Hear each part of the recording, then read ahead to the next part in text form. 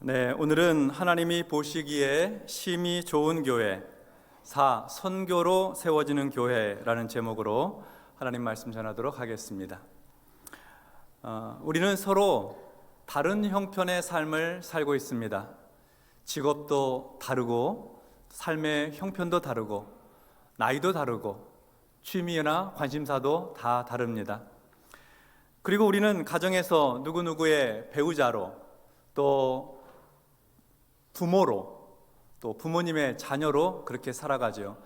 세상에 나가서는 모임의 리더로, 멤버로 살아가기도 하고, 일터와 직장에서는 사장님으로 또는 직급을 따라서 직원으로 살기도 합니다. 우리에게 부여된 여러 가지 이름들이 있고, 다양한 삶의 형편을 따라서 우리의 모습은 다 제각각이죠. 그럼 우리를 하나로 묶는, 우리를 마치 한 사람인 것처럼 묶는 말이 있으니 그 말이 바로 성도라고 하는 말입니다. 하나님의 거룩한 백성을 의미하는 성도입니다. 그렇습니다. 우리는 성도로 살아갑니다. 성도의 삶은 하나님을 기쁘시게 하고 하나님 보시기에 좋은 삶을 삽니다. 성도는 하나님의 말씀을 듣고 그 말씀이 이루어지고 성취되도록 살아갑니다. 성도는 성령으로 충만하여서 성령님의 인도하심을 받고 삽니다. 성도는 예수 그리스도로부터 은혜를 공급받고 성도들 사이에 서로 연결되고 결합되어서 그 은혜가 잘 흐르도록 소통되도록 하는 삶을 살아서 교회는 건강하고 든든하게 서는 삶을 살아가게 됩니다. 그리고 또 한 가지, 성도는 선교사의 삶을 삽니다. 우리의 직업이 다 있습니다만 우리의 두 번째 직업, 그것은 선교사입니다. 오늘은 그 말씀을 같이 나누도록 하겠습니다. 어떤 주인이 있습니다. 이 주인이 아주 성대한 잔치를 준비하고 있습니다. 종을 시켜서 잔치에 초대할 사람들에게 먼저 보내서 주인이 잔치를 준비하고 있으니 잔치에 오십시오 하고 초대하였습니다. 잔치에 초대받은 사람들은 모두 기뻐서 가겠다고 했습니다. 잔치에 참석하겠다고 했습니다. 몇 날 며칠을 걸려서 잔치를 잘 준비하고 주인이 다시 종들을 보냈습니다. 잔치가 다 준비되었으니 이제 오십시오. 정중하게 초대하였습니다. 그런데 뜻하지 않은 문제가 발생했습니다. 처음에 잔치에 오겠다고 말했던 사람들이 다 잔치에 못 오겠다는 겁니다. 어떤 사람은 나는 밭을 샀습니다. 근데 그 밭이 좀 어떤 밭인지 좀 나가서 봐야 되겠어요. 잔치에 못 갑니다. 미안합니다. 양해해 주세요. 어떤 사람은 나는 소를 샀습니다. 소 5겨리를 샀는데 이 소들이 쟁기질을 잘 하는지 밭을 잘 가는지 가서 시험해 봐야 되겠어요. 잔치에 못 갑니다. 미안합니다. 양해해 주세요. 또 어떤 사람은 나는 장가 들었어요. 결혼했습니다. 그래서 못 가겠습니다. 그렇게 말하는 거예요.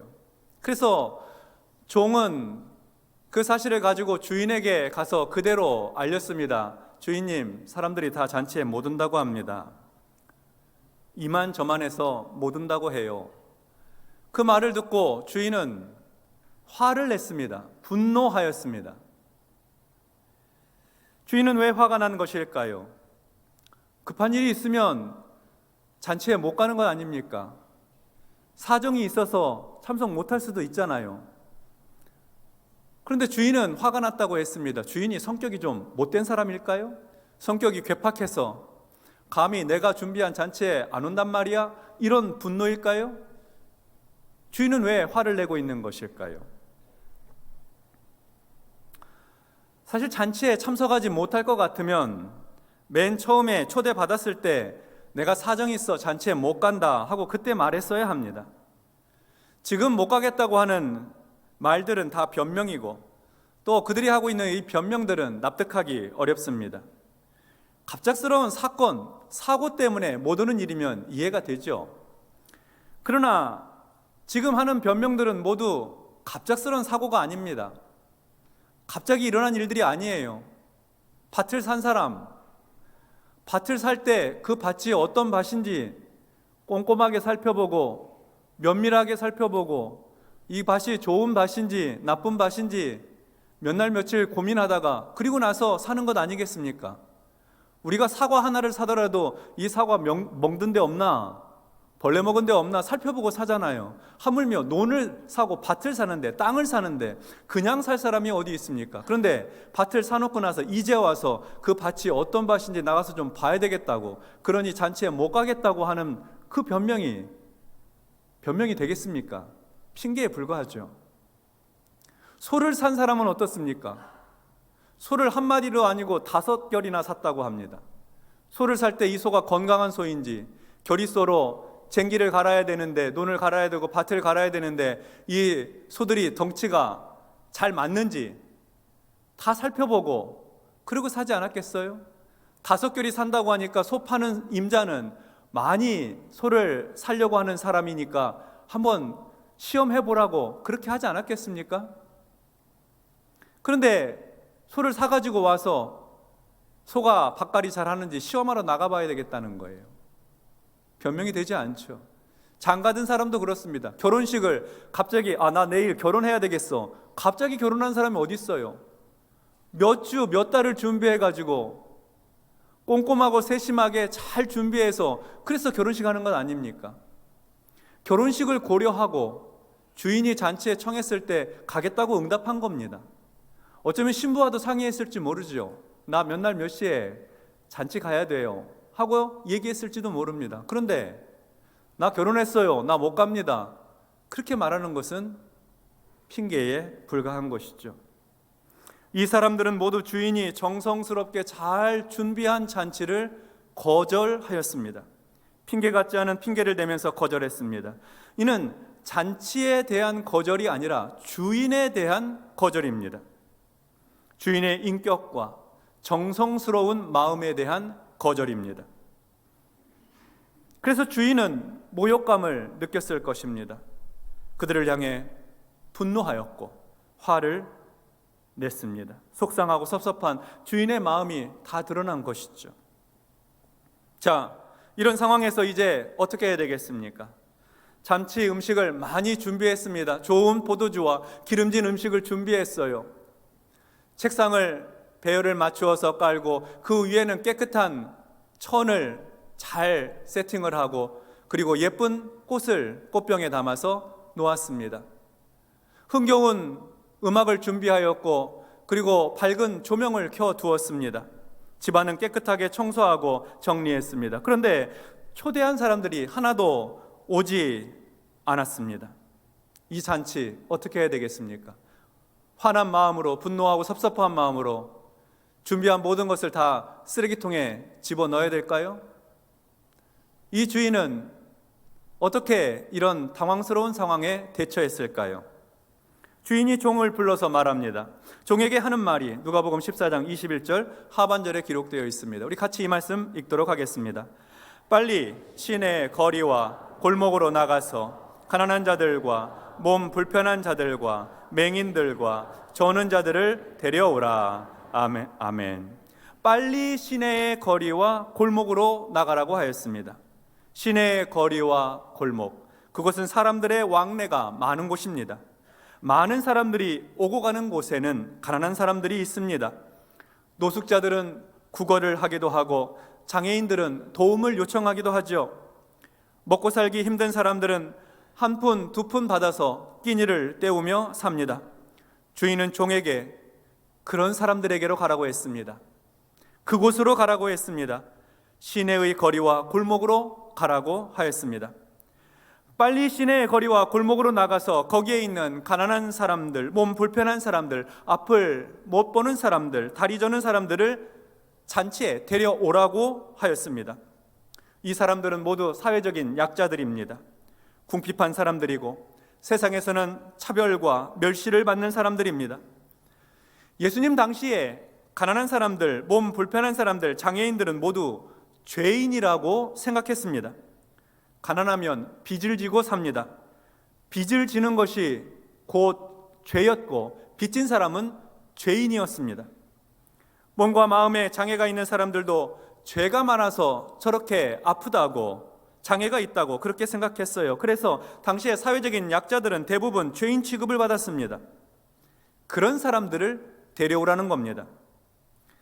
선교의 본질이 이 이야기에 담겨져 있습니다. 선교는 시내와 골목, 시내의 거리와 골목으로 나가는 것입니다.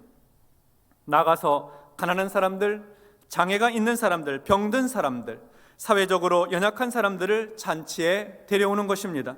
죄인들을 데려오는 거예요. 그들이 주인이 베푼 성대한 잔치에 참석해서 주인의 것으로 먹고 마시고 즐겁게 교제하고 그러면서 사람 대접 받는 것, 그것이 선교의 본질입니다. 선교는 죄인들이 주인의 잔치를 맛보도록 하는 것입니다. 죄사함을 받고 구원받는 것, 그것이 선교예요. 그래서 하나님이 보시기에 심히 좋은 교회는 이런 선교로 세워지는 교회입니다. 가난하고 병든 사람들, 세상에서 소외된 사람들이 하늘 잔치에 참석하도록 이끄는 것입니다. 세상에서 멸시받고 천대받는 사람들이 귀중히 여김받도록 하나님 나라 잔치에 인도하는 것입니다. 죄인들의 죄가 용서받고 하나님의 거룩한 자녀가 되도록 돕는 거예요. 그래서 하나님의 선교가 이루어지는 곳에서는 양반과 상놈이 없습니다. 신분제가 철폐되고 가난과 질병이 타파되고 누구나 배움의 기회를 갖습니다. 하나님의 선교가 이루어지는 곳에서는 인권이 증진되고 사람이 사람답게 사는 치유와 회복의 역사가 일어납니다. 죄를 멀리하고 거룩한 삶을 살게 되어 하나님 보시기에 심히 좋은 세상 되는 겁니다.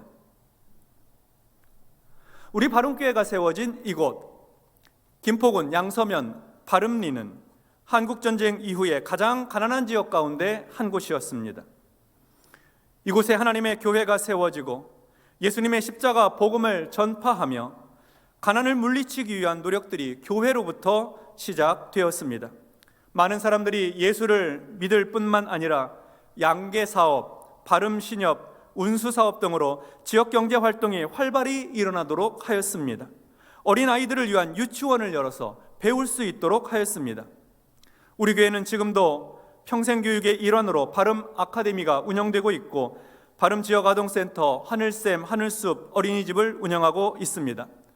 발상교동협의회 활동을 통해서 지역 주민들과 따뜻한 관계로 섬기기를 원하고 있고 바름 경로당 지원 등 복음이 개인적 구원에만 머물지 않고 이 세상에 하나님 보시기에 심히 좋은 나라가 일구어질 수 있도록 일하는 데 힘쓰고 있습니다.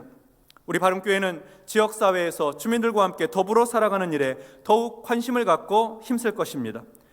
영혼 구원을 위해 계속 전도하고 특히 가난하고 병든 사람들, 외로운 사람들, 노인들, 사회적 약자들에 관심하는 교회가 되어서 하나님 보시기에 좋은 교회 되어야 합니다. 그것이 바로 선교로 세워지는 교회의 모습입니다. 자, 주인이 종을 보내 이렇게 시내의 거리와 골목으로 나가서 가난한 자들, 몸 불편한 자들과 맹인들과 다리 저는 자들을 데려오라고 해서 많은 사람들을 잔치집에 데려왔습니다. 그러나 충분하지 않았어요. 여전히 빈자리가 있었습니다. 종이 주인에게 보고합니다. 주인의 명령대로 했는데 주인이 아직도 빈자리가 있습니다. 그러자 주인은 종에게 말했습니다. 누가복음 14장 23절의 말씀입니다. 우리 말씀도 같이 합독하겠습니다. 주인이 종에게 이르되 길과 산 울타리 가로 나가서 사람을 강권하여 데려다가 내 집을 채우라. 아멘.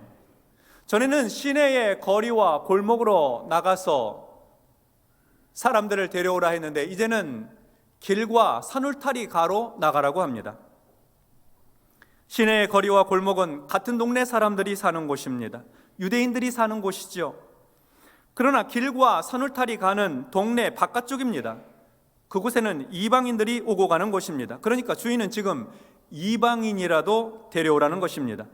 이방인이라도 강권하여 데려다가 내 집을 채우라, 이런 말씀이에요. 강권하라는 말은 간절하게 권하라는 말입니다. 정성스럽게 설득하라는 말이죠. 그렇게 하여서 내 집을 채우라고 하였습니다. 잔치집을 가득하게 하라는 말씀입니다. 주인의 눈에는 잔치자리가 비어있는 것이 보기에 좋지 않은 것입니다. 주인의 눈에 보기 좋은 것은 자기가 마련하고 준비한 잔치에 사람들이 가득 참여하는 것입니다. 그래서 빈자리가 있다고 하자 길과 산울타리 가로 가서 이방인이라도 강권하여 달에다가 잔치집을 채우라고 한 것이죠. 선교의 본질 두 번째는 가득 채우는 것입니다. 주인이 베푼 잔치자리가 가득하도록 하는 것입니다. 선교는 그 대상이 제한되지 않습니다. 지역도 제한되지 않습니다. 물론 우리 지역에 나와 가까운 사람 전도하지요. 그런데 거기를 넘어서서 지역을 넘어 국가를 넘어 온 세계에 나가 복음을 전하는 것, 그것이 선교입니다. 가까운 이웃에게, 가족에게, 형제에게 전도하는 것은 당연하고 마땅한 일입니다. 우리 지역사회에 복음을 전파하는 것도 반드시 그래야 합니다. 그리고 더 나아가 울타리를 넘어 낯선 이들에게까지 나아가야 합니다. 아직 주인의 잔치자리가 비어있기 때문입니다. 우리 바른교회는 올해 47곳의 해외 선교사, 선교기관, 국내 미자립교회 등을 지원합니다. 우리가 해외에 직접 나가서 선교할 수 없으니 선교하는 선교사들을 후원하는 것입니다. 그리고 우리 청년들이 이번에 단기 선교를 다녀옵니다. 올해는 2월 21일부터 동티모르로 갑니다. 동티모르에 애들이 리사딜라 중고등학교에 가서 김옥겸 선교사님과 함께 선교사역을 감당하게 될 것입니다. 우리 교회는 인도에 지금까지 4곳의 예배당 건축, 필리핀에 3곳의 예배당 건축을 후원한 바 있습니다. 금년에는 인도에 5번째 예배당 건축을 후원할 계획을 가지고 있습니다. 이런 계획을 갖게 된 데에는 작년에 성도님 한 분이 저를 찾아오셔서 수년 전에 인도 선교에 참여했었는데 그때 그곳에 가서 보니까 교회에 터가 있고 기둥도 세워놨는데 건축을 완성하지 못하고 그냥 그대로 놓고 거기서 예배를 드리더라는 거예요. 몇 곳이 그러더라는 거예요. 그래서 선교를 마치고 돌아와서 지금까지 지내는 동안 마음에 그것이 늘 걸림이 있고 늘 생각이 나서 우리 교회가 그 지역에 교회 건축을 도와주었으면 좋겠다 하는 마음이 생겼다는 거예요. 그래서 본인이 선교 헌금을 하면서 이것이 교회 건축을 위한 마중물이 되었으면 좋겠다라고 말씀을 하셨습니다. 큰 액수의 헌금을 하셨습니다. 그래서 올해 우리 교회는 불가촉 천민들이 살고 있는 인도의 난달 지역에 예배당 건축 후원을 하려고 합니다. 인도는 신분제가 있었습니다. 법적으로는 철폐가 되었습니다만 지금도 사회적으로는 계급이 있는 사회예요. 제일 낮은 단계에 있는 계급의 사람, 그 사람들 가운데에서도 더 낮은 사람들을 가리켜서 불가촉 천민이라고 합니다. 접촉하면 안 되는 사람들이에요. 불가촉 천민들이 함께 모여 살고 있는 인도의 난달 지역에 교회 건축을 하려고 하는데 그 건축을 후원하려고 하는 것입니다. 우리 교회가 후원하고 있는 인도의 김경미 선교사님이 그 지역을 담당하고 계십니다. 지난 연말에 잠시 한국에 머무시는 동안 직접 뵙고 이런 사정들을 설명할 기회가 있었습니다. 선교사님은 그 지역 상황을 살펴보고 난 후에 다음에 연락을 주셨는데 그 지역에 4곳의 교회가 아직 교회 건축을 완료하지 못한 채 예배를 드리고 있다, 그런 얘기를 전해주셨습니다. 바른교회에서 그곳 가운데 한 곳을 후원해 주시면 감사하겠다는 말씀이었습니다. 우리가 그곳에 직접 가서 건축을 할 수 없더라도 길과 산울타리 가로 나가서 선교하는 마음으로 자유롭게 헌금에 참여해 주시면 좋을 것 같습니다. 불가촉 천민들의 교회가 든든하게 세워져서 그들도 하나님 나라 잔치를 맛볼 수 있도록 도우면 좋겠습니다. 그 지역에 예배당이 랜드마크가 되어서 선교하는 일을 더욱 잘 도울 수 있으면 좋겠습니다. 우리 예수님은 공생애를 시작하면서 그 첫 일성으로 때가 찼고 하나님 나라가 가까이 왔으니 회개하고 복음을 믿으라고 말씀하셨습니다. 그리고는 세상에 나가서 가난한 사람들과 함께 먹고 마시고 병든 자를 치유해 주고 귀신 들린 자에게서 귀신을 내어 쫓아주셨습니다. 가난한 자를 먹이고 병든 자를 치유하고 귀신을 쫓아내 주시는 그 사역 모두는 예수님의 선교였습니다. 예수님은 우리를 구원하시려고, 우리의 죄를 용서해 주시려고 십자가를 지시고 죽으셨는데 그것도 역시 선교였습니다. 예수님은 70명의 사람들을 유대의 각처로 보내면서 전도하게 하셨습니다. 부활하신 예수님은 제자들에게 너는 온 세상에 나가 만민에게 복음을 전파하라고 하셨고 모든 민족을 제자로 삼아 세례를 주고 내가 너희에게 말한 그 모든 말씀 가르쳐 지키게 하라고 하셨습니다. 승천하시기 전에는 제자들에게 당부하시기를 성령을 기다리라고 하시면서 오직 성령이 너희에게 임하시면 너희가 권능을 받고 예루살렘과 온 유대와 사마리아와 땅끝까지 이르러 내 증인이 되라고 말씀을 하셨습니다. 모두 전도, 복음 전파, 선교와 관련된 말씀들입니다. 그리고 성령 강림으로 세워진 초대교회는 교회의 정체성 자체가 선교였습니다. 처음에는 유대인에게 복음을 전파했고 나중에는 이방인들에게 선교하였습니다. 최초의 이방인 교회인 안디옥 교회는 성령의 감동하심을 따라서 바나바와 바울을 따로 세워 안수하고 그들을 선교사로 파송하였습니다. 교회는 선교를 위해 존재하였습니다. 지금도 그렇습니다. 하나님이 보시기에 심히 좋은 교회는 선교하는 교회입니다. 교회는 선교로 세워집니다. 우리 바른교회가 하나님이 보시기에 심히 좋은 교회가 되기를 원한다면 우리는 더욱 선교에 힘써야 합니다. 가까운 가족을 전도해야 합니다. 이웃에게 복음을 전해야 합니다. 자녀들에게 신앙을 전수해야 합니다. 그렇게 해야 하나님께서 베푸시는 구원의 잔치자리가 가득 채워져야 합니다. 빈자리는 하나님 보시기에 좋지 않습니다. 종은 빨리 시내의 거리와 골목으로 나가야 합니다. 그곳에서 죄인들을 초대해야 합니다. 주인의 잔치자리로 초대해야 합니다.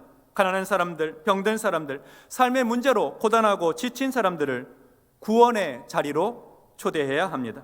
그리고 교회와 성도는 주님의 종으로서 그분들을 따뜻하게 환대하고 섬겨야 합니다.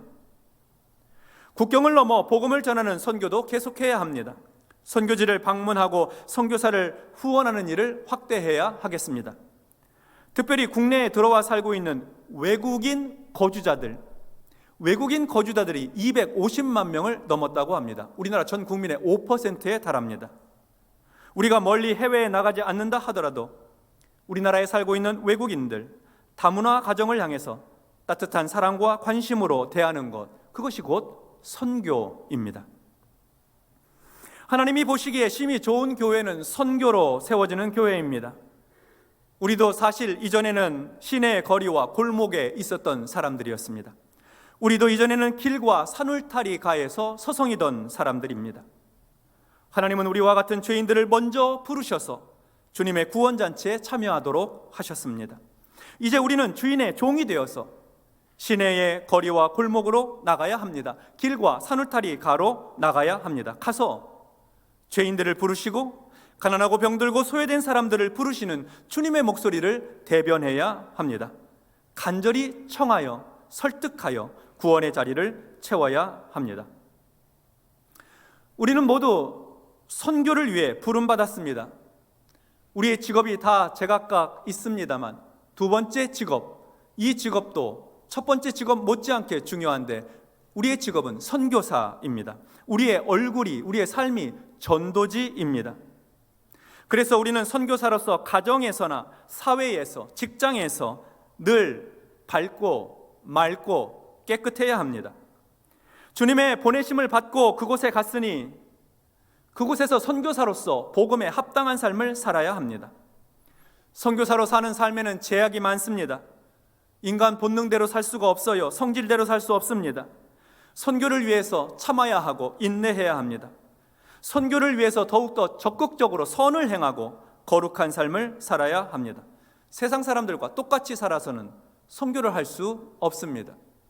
여러분, 우리가 세상 사람들과 구별되는 것이 무엇입니까? 주일날 교회에 나와 함께 예배드리는 것 말고, 그것 말고 세상 사람들과 다른 점이 무엇이냐는 말입니다.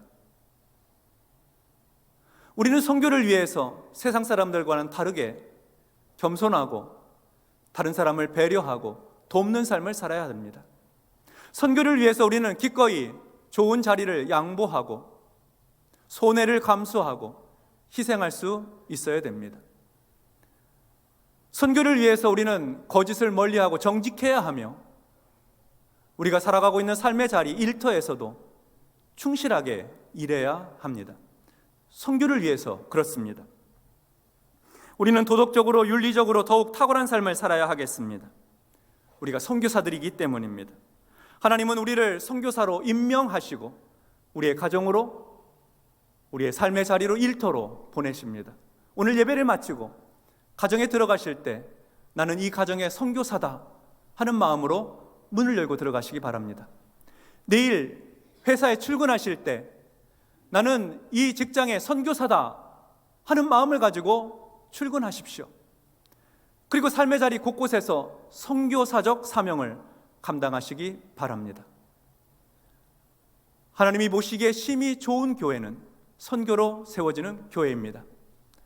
우리 모두가 하나님 부르신 부르심에 따라서 선교사로, 자비랑 선교사로 있는 곳곳에서 선교를 위해 우리의 삶을 변화시킬 뿐만 아니라 우리가 만나는 사람들에게 주의 복음을 전하고 희망을 전하고 예수 그리스도의 십자가를 증거하는 선교사들로 살아가시기를 주님의 이름으로 축원합니다. 기도하겠습니다. 하나님 아버지, 감사드립니다. 하나님께서는 천국 잔치를 준비해 놓으시고 죄인들을 초청하십니다. 연약한 사람들, 소외된 사람들을 부르십니다. 종을 보내서 부르십니다.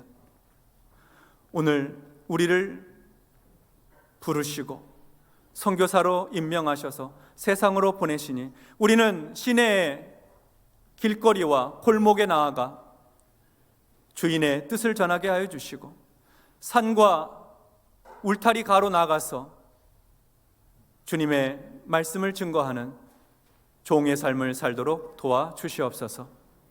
우리 모두에게 하나님 입술의 권세를 허락해 주시어서 주인의 잔치자리를 초대할 때 그 초대를 받은 사람들이 거절하지 못하고 그 간청이 권하는 그 강권함을 받고 잔치자리에 나올 수 있도록 우리의 삶도 변화시켜 주시고 우리의 입술에 권세를 허락하여 주시옵소서. 예수님 이름으로 기도하옵나이다. 아멘.